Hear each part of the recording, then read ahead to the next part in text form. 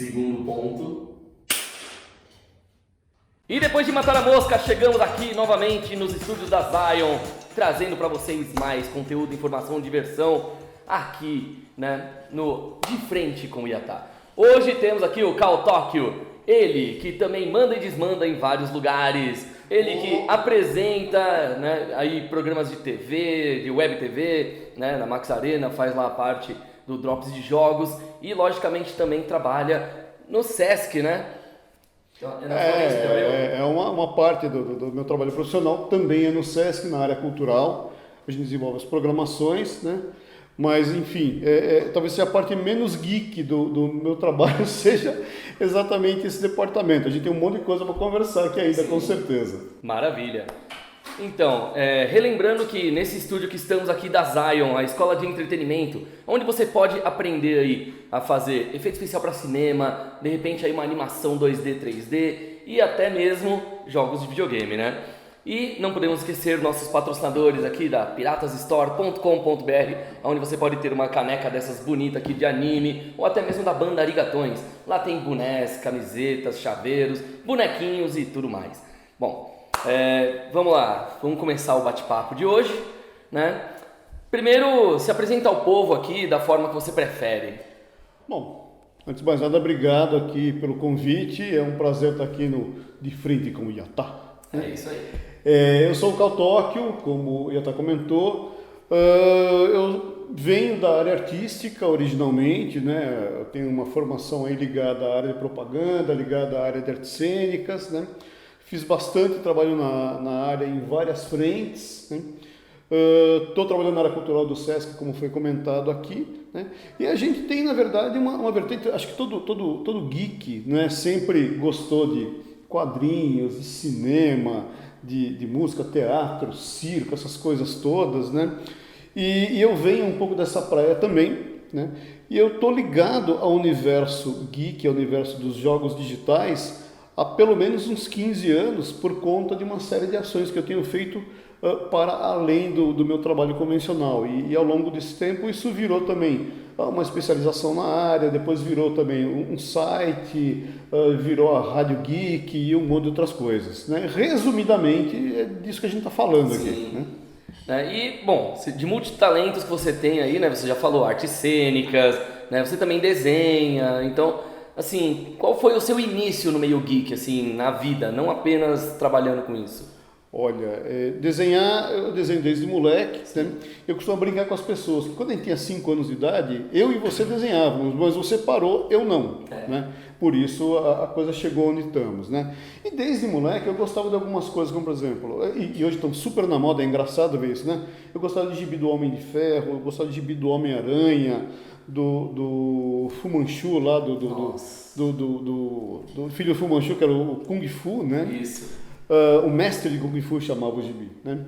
E gostava também de Turma da Mônica, gostava de Asterix, gostava de alguns quadrinhos europeus, né? como Um Papá, como Lucky Luke, né? E eu acho que isso forma muito da gente, né? E eu tive a feliz oportunidade, eu era garotão ainda, apareceu o Centro Cultural São Paulo, recém-inaugurado, né? Isso a gente está falando de anos 80, e eu era um frequentador assíduo do Centro Cultural. E lá você tinha informação relativa a artes, relativa a outras culturas, né? Eu sempre gostei muito também de dança moderna, eu fui enveredar por isso também, por um período, né? Então a gente vai se formando enquanto geek, a revelia. Você não faz eu quero ser o esquisitão da turma, mas acontece a gente virar o esquisitão da turma, né?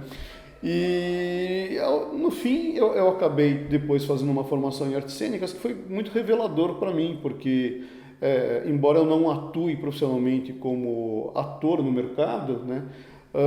Isso dá acho que uma cancha, você se encontra em algum lugar, encontra a sua trupe, né?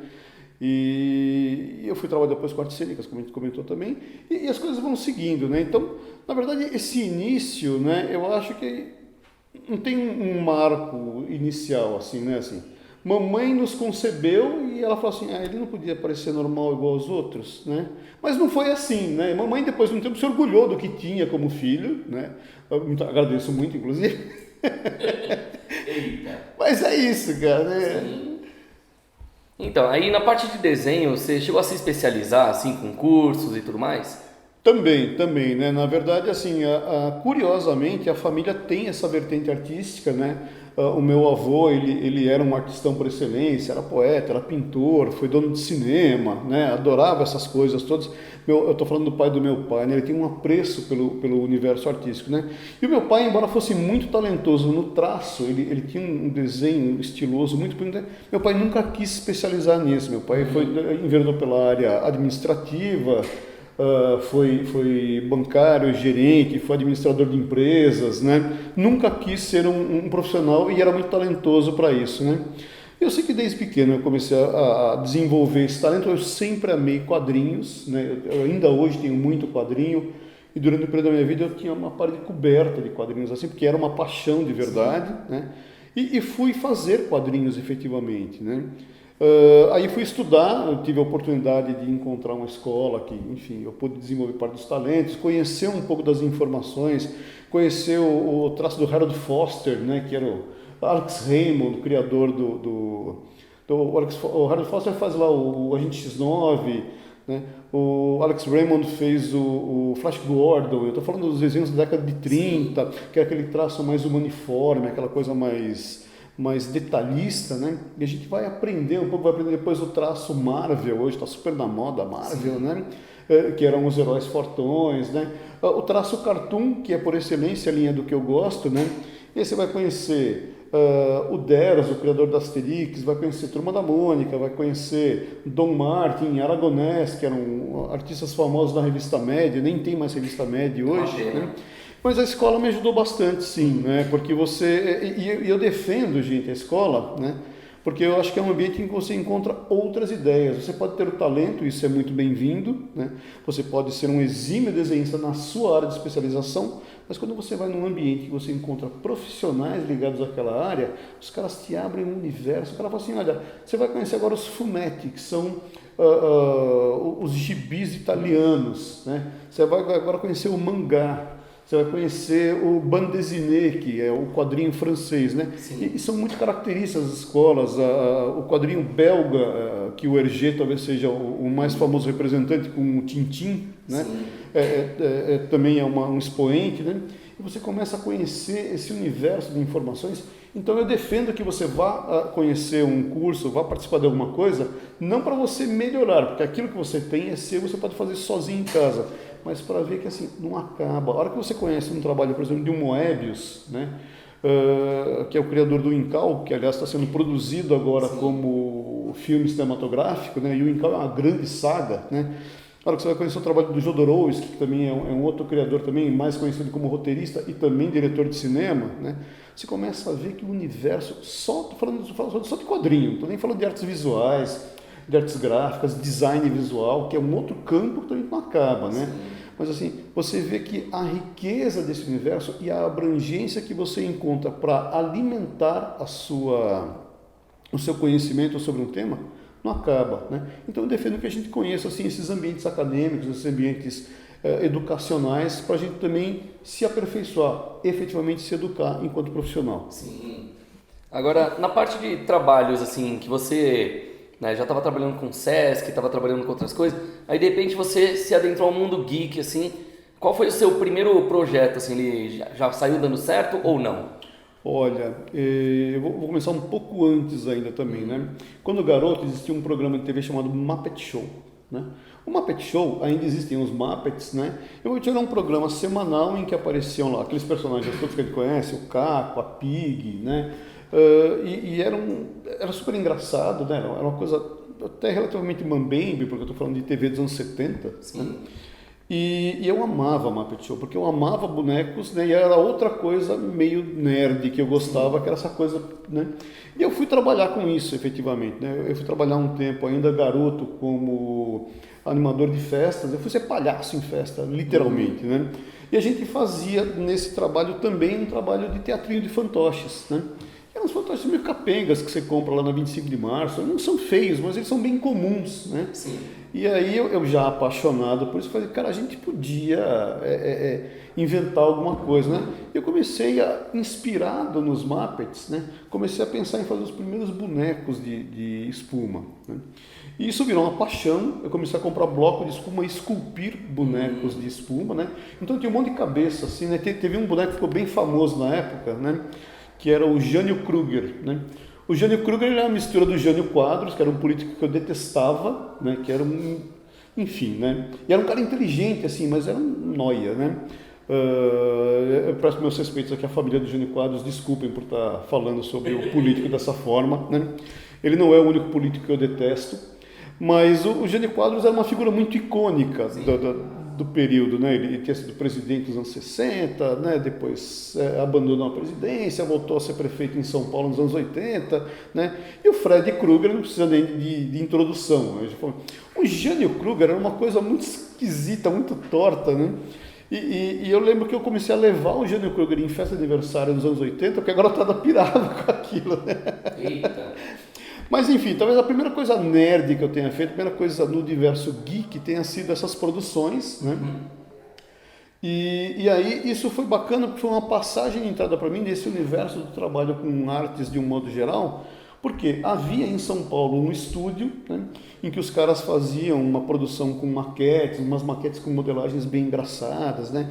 Esses caras tinham feito uma gigantesca maquete, eu estou falando do tamanho dessa sala aqui, talvez, que era uma maquete da cidade de São Paulo, com elementos icônicos. Então tinha lá o Play Center, tinha lá o edifício do Martinelli, tinha o MASP, esses ali o Brás, né? Esses bairros mais conhecidos também. E isso foi muito bacana, porque os caras lançaram um anúncio que eles iam fazer um trabalho de maquete muito maior, que era uma maquete que ia do México até a Patagônia, que era para um instituto cultural aqui em São Paulo, né? Eles procuraram artistas, né? Eu vi aquele anúncio e falei, cara, eu vou lá, né? Eu já fazia umas modelagens em barro também, com argila, né?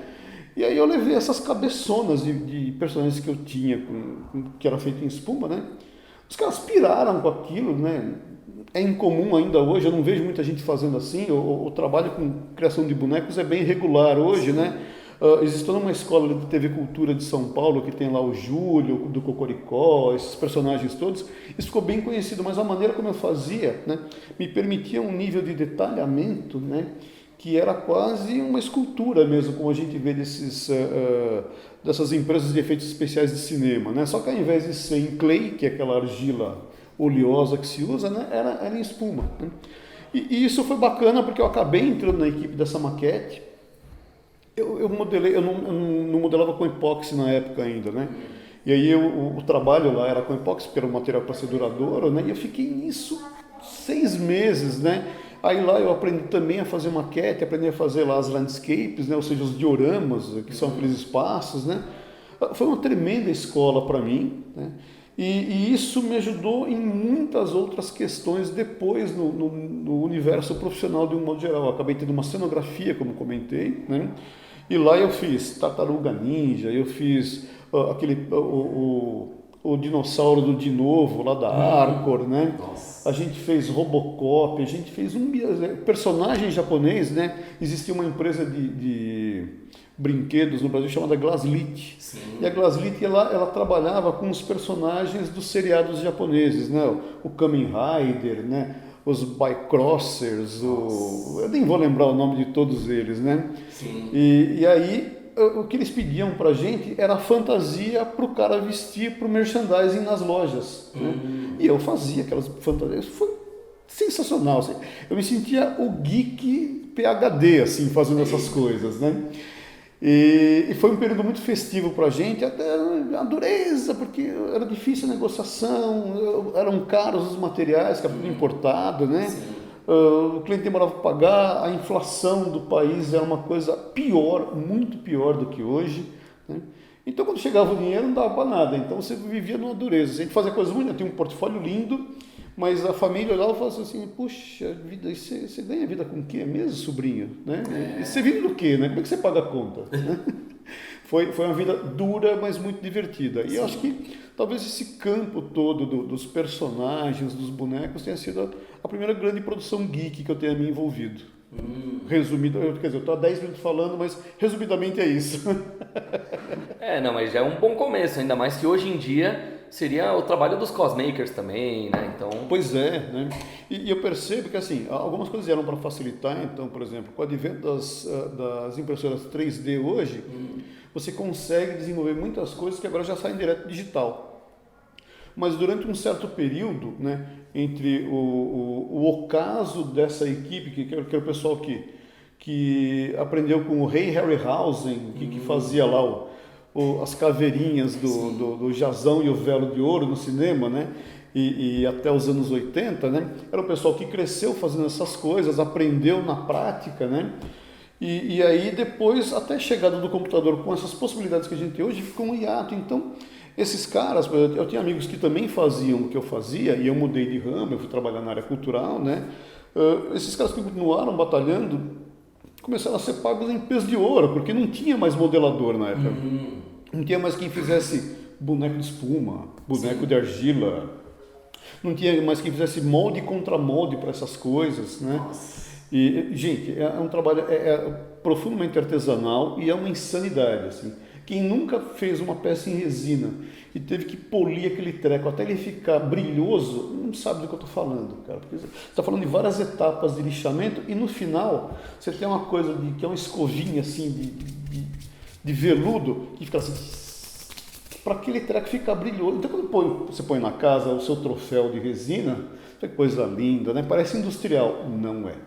Né? Você rala muito, literalmente, para a coisa ficar bonita, né? Nossa. Mas é bacana, assim, é gostoso ter vivido isso, gostoso contar dessas histórias.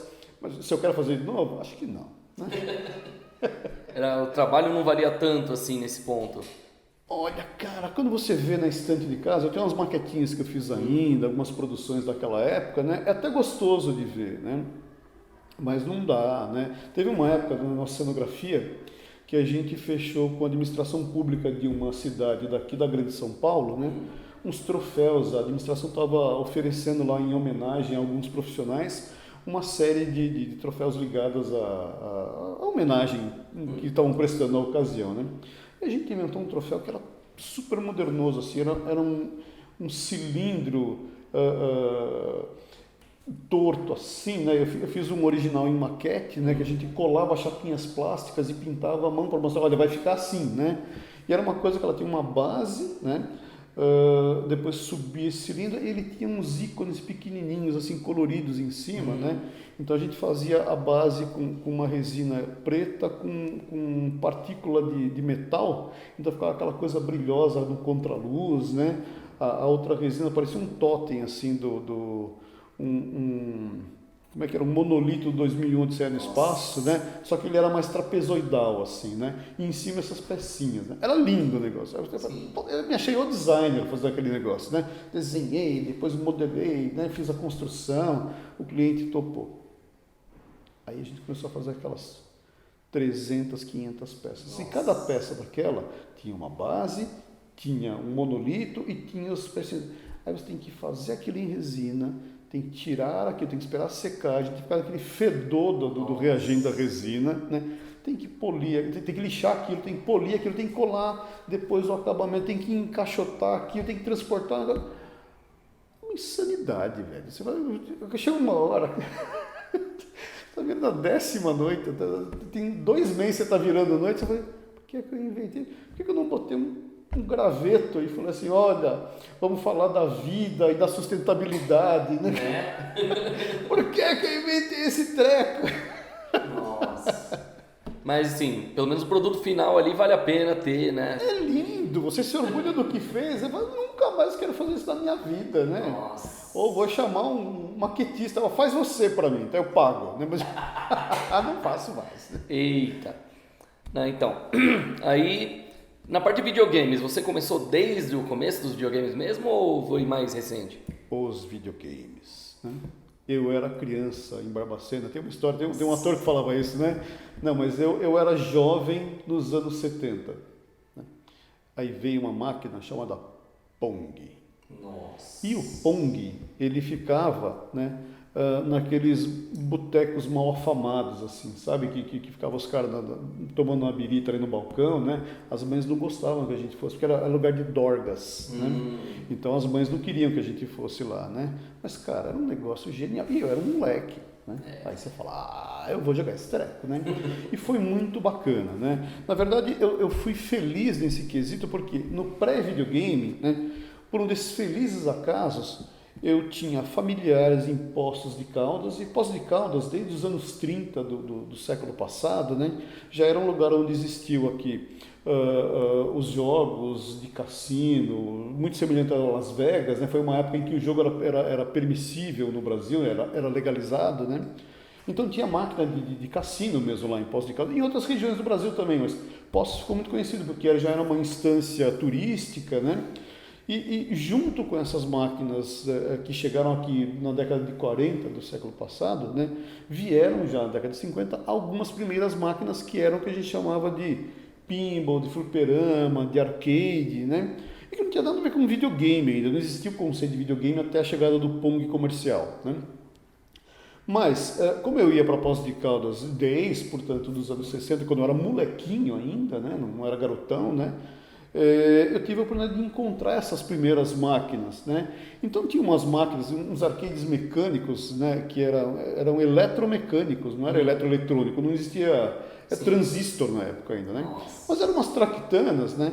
Em que você fazia a mira por um jogo de espelhos, você via o item que estava lá, que podia ser o pato, podia ser o submarino, podia ser o carrinho de corrida, né? E aí tinha uma mecânica que fazia rodar um fundo que parecia então que era uma estrada e o seu carrinho, né? E à medida que você interagia com aquela tranqueira mecânica, você desviava dos elementos, né? Tinha um sistema lá de sensores que quando o carrinho, por exemplo, estava no acostamento, dava a sensação de que você tinha batido em alguma coisa e você perdia a máquina parava, não tinha pontuação porque não tinha placar como a gente tem hoje, né? Enfim, estou falando na época que você não tinha display digital, gente, não, né? Mas eu gostava muito de brincar com essas coisas, né? Eu tive a feliz oportunidade de estar no lugar enquanto existiam essas coisas, né? Quando chegaram os primeiros videogames, o primeiro Pong, e depois do Pong veio o Tanque, que era da GUI, né? Da Key Games. A Key Games era, na verdade, uma subsidiária da própria Atari, né? Que era concorrente da própria Atari, que era um jogo de mercado que eles faziam, né? E o Tanque eram dois tanquezinhos que você jogava, né? Aí tinha o Gunfight, que era da Taito, né? E, cara, eram uns jogos assim, eu estou falando de pixel art na sua produção mais pura, assim, era uma dúzia de bloquinhos e você fala assim, aquele ali é o pistoleiro, né? Não tinha um pistoleiro ali, mas a gente enxergava o pistoleiro, né? Sim. E jogar com essas máquinas, quando você tem 10, 12, 14 anos, que é o período que começou essas coisas, é sensacional, assim, cara. Não existia, até então, só existia TV com novela e filme, né? Do que? Tinha Speed Racer, né? Tinha... Judoca, tinha lá os incas venusianos. Estou desenterrando aí. Né? E de repente você tinha essas máquinas para jogar. Né?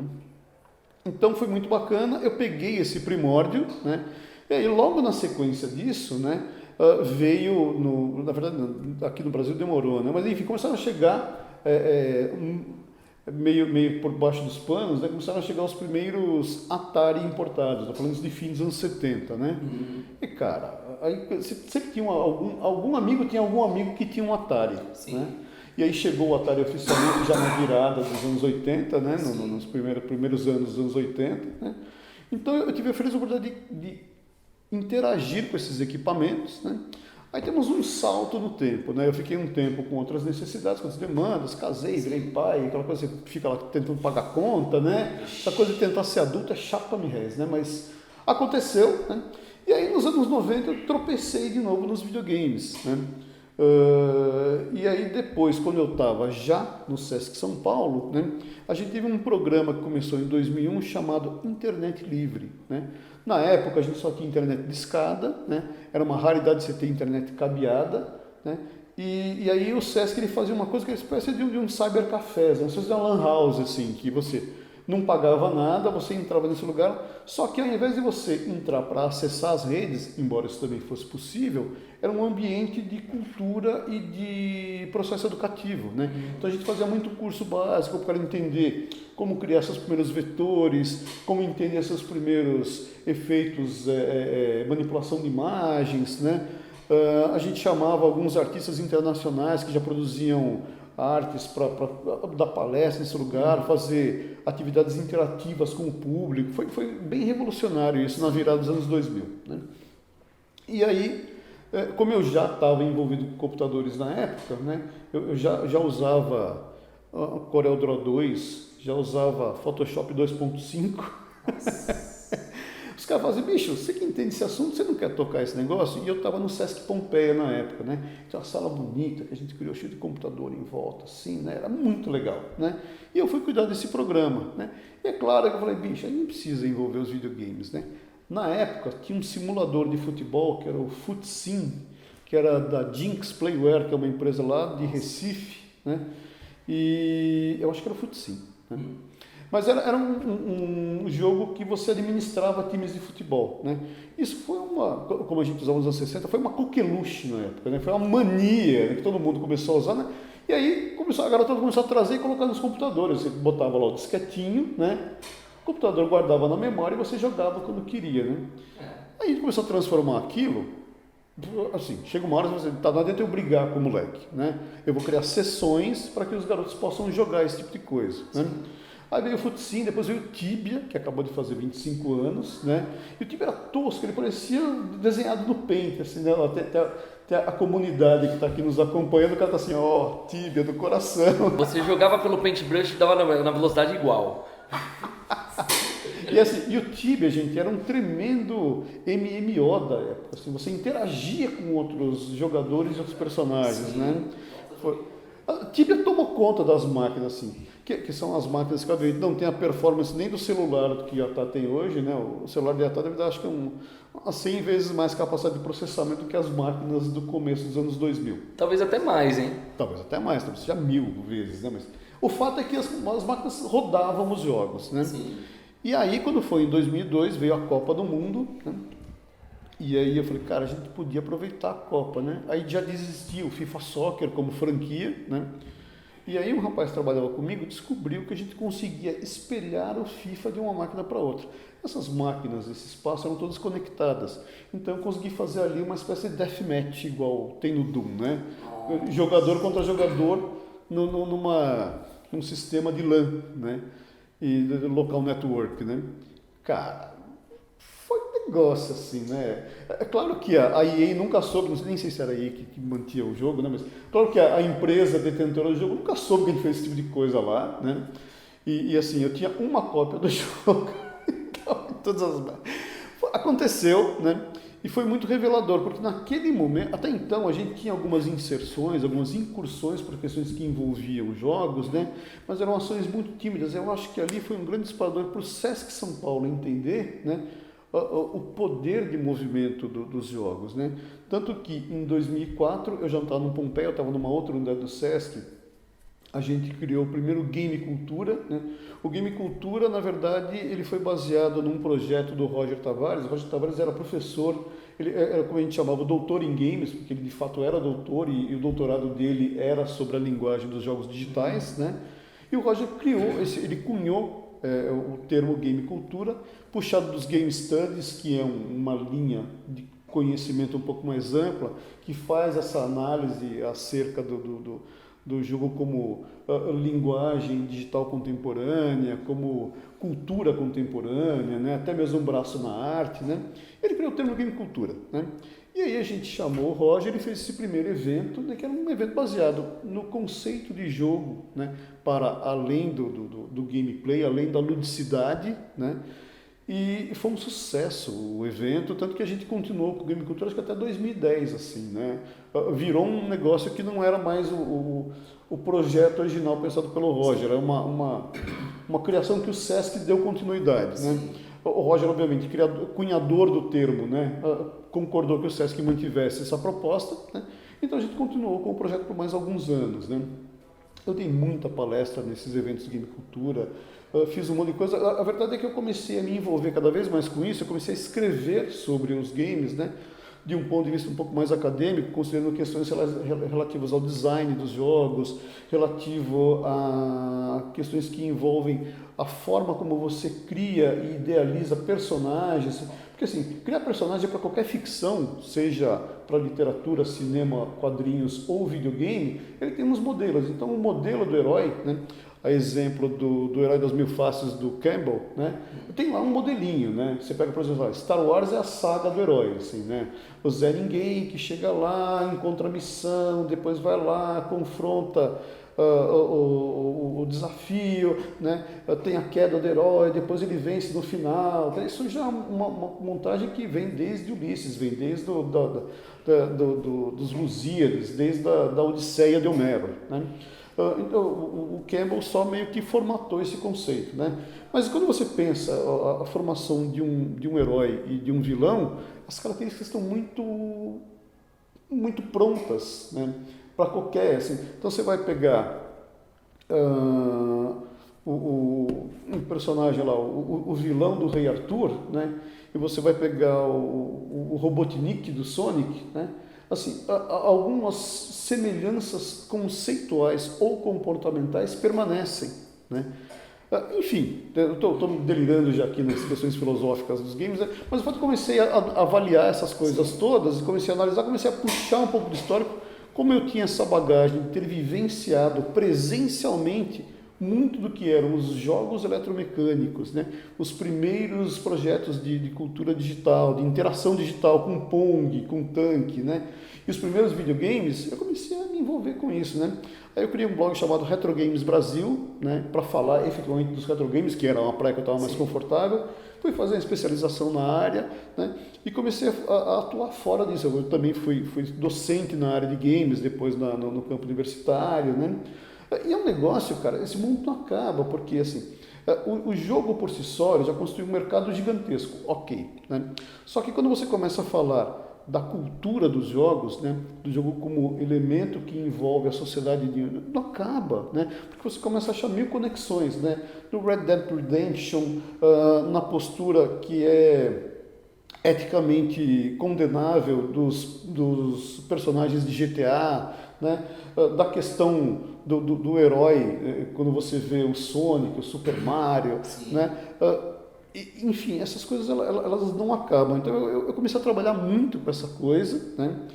E foi muito divertido para mim, porque era um campo que até, sei lá, até chegar aos anos 2000, eu nunca tinha considerado como caminho, né? E hoje eu tenho um site que fala efetivamente sobre videogames, que a gente posta notícia todo dia, né? Eu tenho um programa semanal sobre isso, a gente está indo agora para a TV, como o Iatá falou, né? Também falando sobre videogame, né? E a cultura geek veio como extensão. Como eu já era nerd nos anos 70, lendo o gibi do Spider-Man, né? Que assim, era coisa de moleque ler quadrinho, né? Ler Mandrake, quem lembra? Meu pai olhava para aquilo, filhote, na boa, né?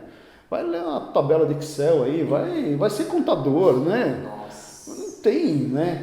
Mas enfim, eu já gostava dessas coisas antes, né?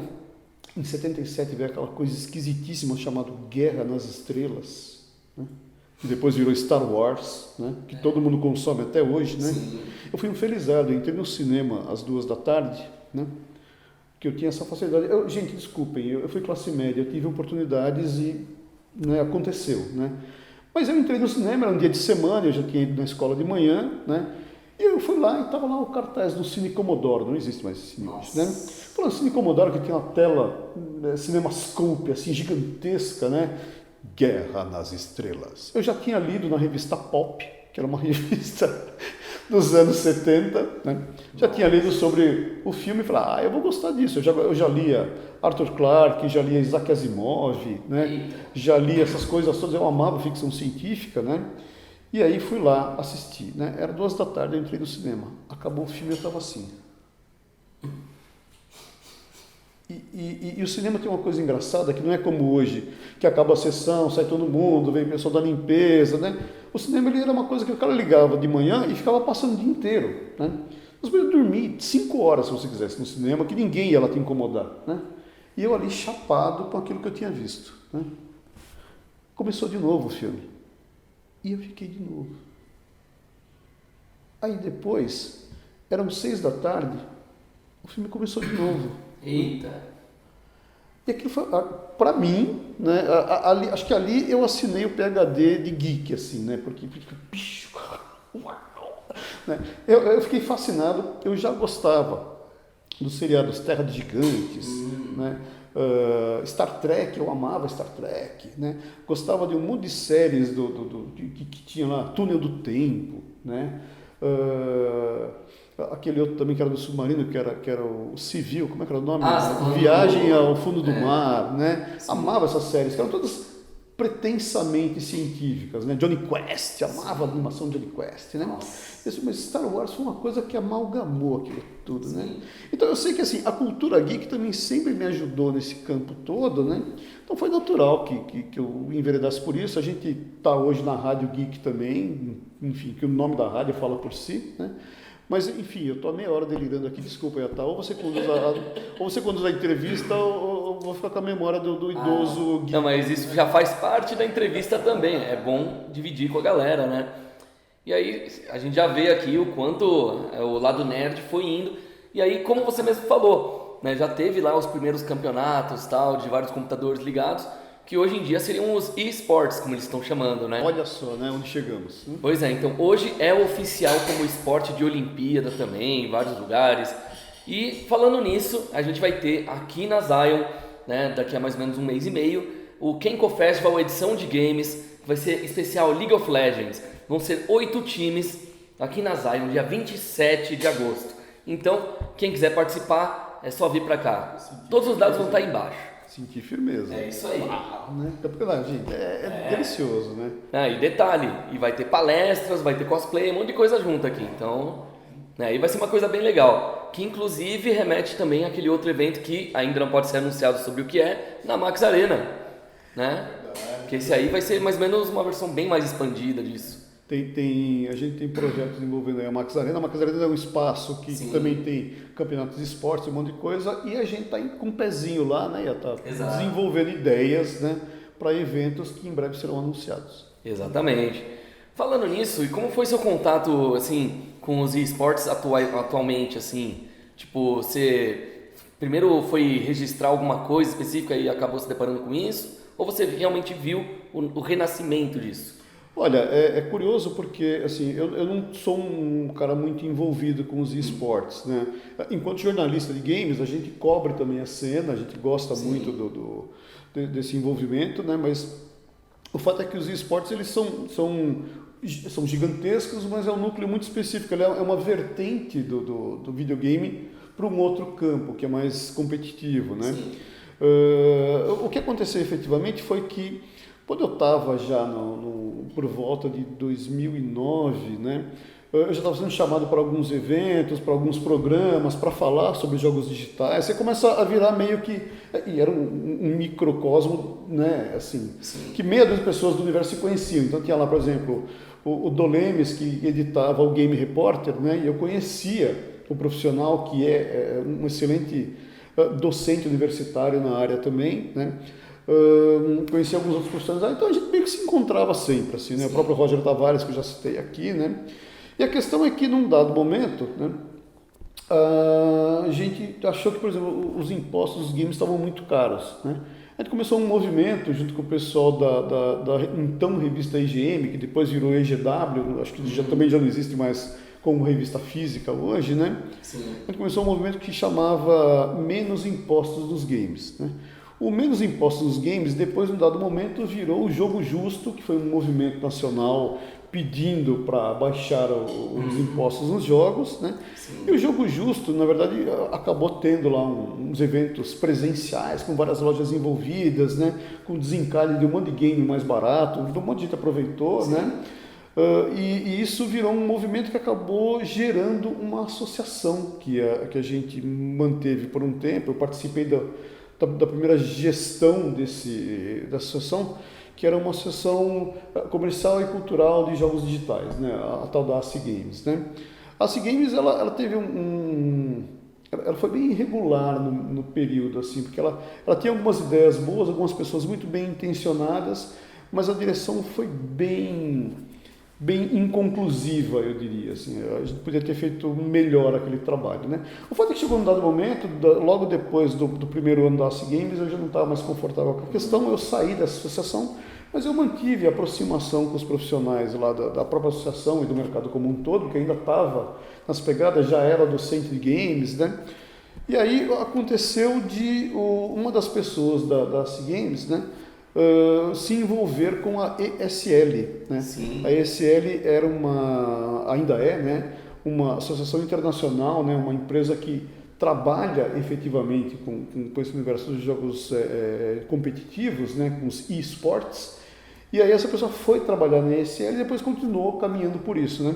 E a partir dessa minha aproximação com esse universo, eu também comecei a me envolver e conhecer um pouco mais disso, né?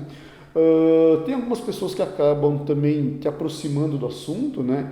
Então, por exemplo, a Branca Galdino, que ela é profissional da área, ela atua junto aos atletas, né? Aos especialistas em esportes, né?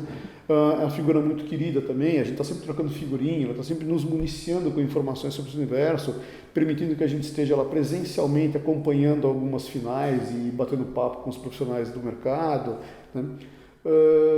Tem outras pessoas também, eu fico meio reticente de usar nomes, não sei se as pessoas vão se sentir confortáveis ou não, mas o fato é que tem muita gente envolvida com isso hoje, não como jogador, como é o meu caso, mas envolvida num universo de fomento, de incentivo a esse mercado, né? Que é um mercado gigante, ele gera aí milhões, literalmente, em termos globais, né?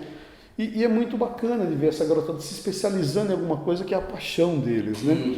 Então eu tive envolvimento com os esportes, mas mais nesse campo jornalístico, mais nesse campo como apoiador, como um apreciador da coisa. Eu fui jogar, claro, League of Legends, fui jogar... só porque eu ia falar o nome, agora fugiu, né? Ah, meu Deus, é o da... Ai, que mico, né? É que eu tô com Rainbow Six na cabeça, eu joguei, mas não é isso. Não, sim, tem Counter-Strike também, Counter-Strike, Overwatch. Counter-Strike a gente já jogava desde que surgiu o jogo, né? E aí depois quando virou o CSGO, que era exatamente o que eu queria lembrar, muito obrigado, né? Mas eu não sou assim, eu sou campeão invicto em perder, tá, gente? Qualquer um me bate facinho, né? Mesmo no Pong eu sou invicto em perder, então pode jogar comigo, você vai se divertir, né? E até por conta disso, né? E com tanta coisa bacana, você pega a narrativa de um BioShock, né? Que vai lá nos aspectos filosóficos e conceituais da Ayn Rand, né? Você vai em outros jogos que tem, sei lá, Dead Space, né? Algumas coisas que têm sido criadas, né? Sim. O próprio Red Dead Redemption, a gente acabou de falar, é tão rico o universo dos jogos não competitivos, que não estão ligados aos esportes, né? Que eu tenho bastante dever de casa para fazer só para jogar os jogos que não são de esportes. E eu não vou levar taça para casa, então eu sou um apreciador e um incentivador dos esportes. Sim. Né? Não, mas é sempre interessante, né, jogar assim e se divertir principalmente, apesar de ser trabalho agora, né? Não, eu joguei muito Deathmatch de Doom, né? O Doom também, gente, quando ele chegou em 95, né, ele vinha nos disquetes, que era uma versão demo, né? E como é que eles chamavam? Shareware, né? Era uma versão shareware. Então você jogava uma fase do Doom, né? E se você gostasse, você pagava e você recebia o jogo inteiro, né? Sim. Os outros disquetes para colocar lá no seu drive, né? Mas eu sei que a gente tinha lá, eu estava com a sonografia na época, né? Então a gente montava 2 computadores que a gente tinha, que eram, um deles era um 386, o outro era um 486. Né? Nossa. E interface DOS ainda, né? Não tinha ainda o Windows 95, né? Embora já tivesse o Windows 3.11, a gente usava para algumas coisas, mas o próprio Doom ele era via DOS, né? Você botava o disquetão lá, né?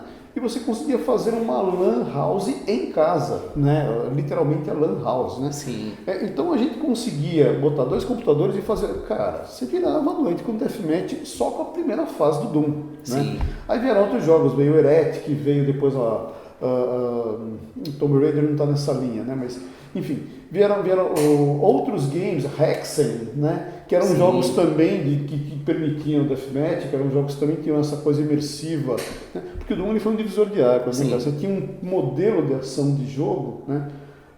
E não tinha essa agilidade que o Doom tinha, né, nos jogos de computadores. Isso acontecia até em alguns consoles, já tinha PlayStation na época, né?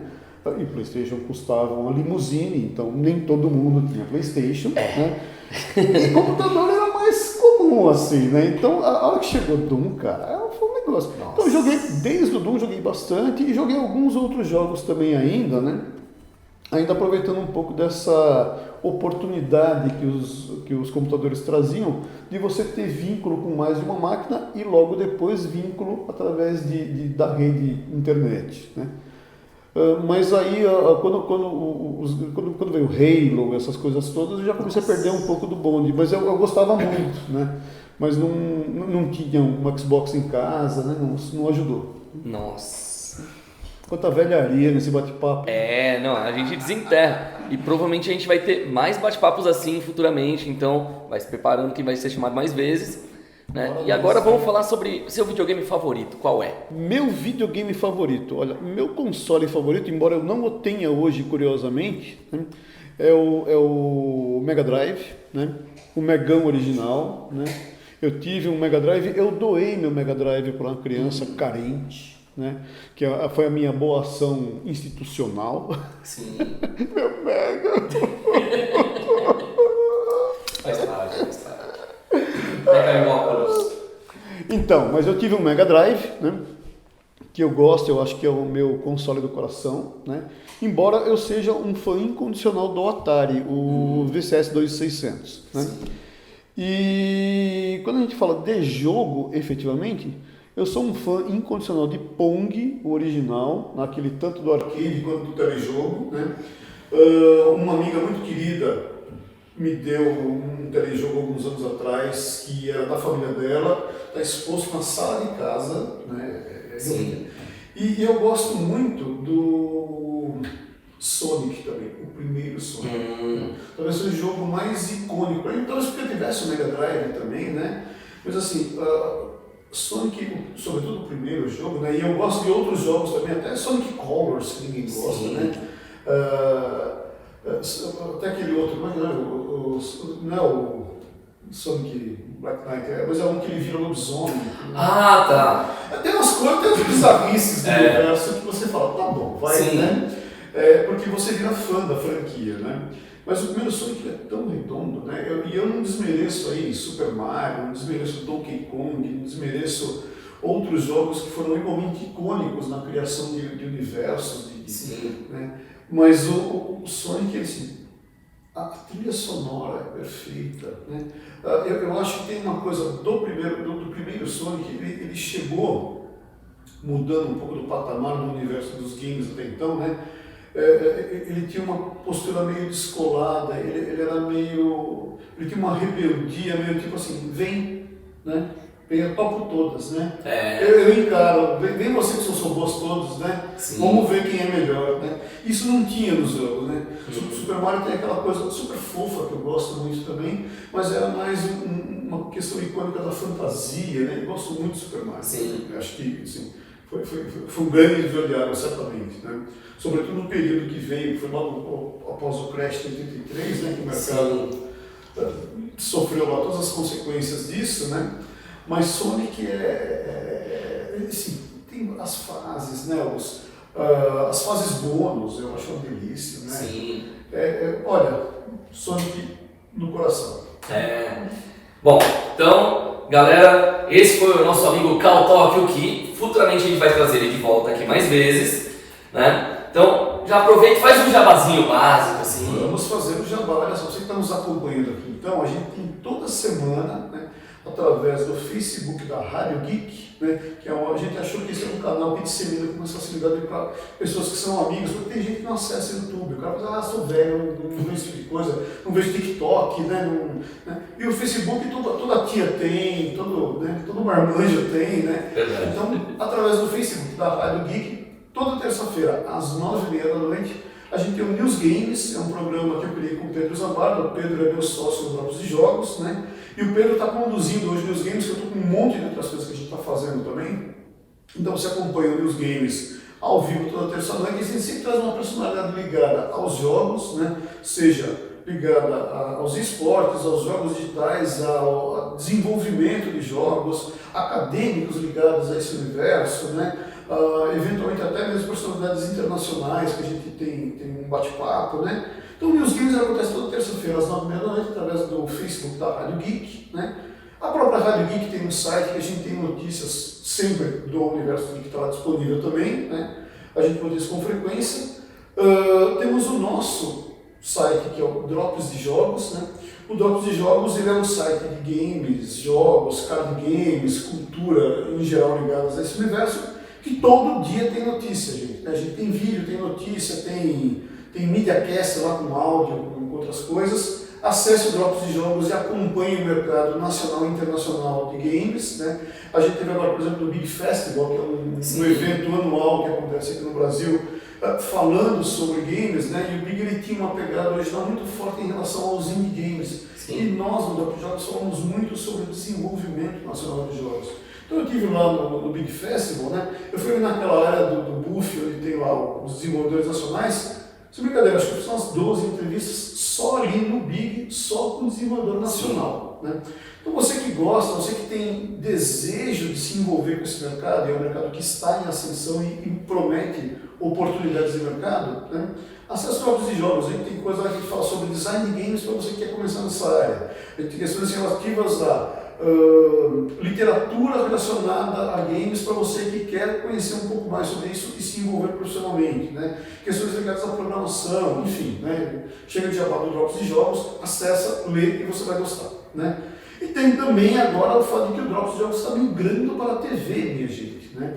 A gente está em contato aí com um braço da TV Bandeirantes, né? Que atua aí na área de canais pagos, né?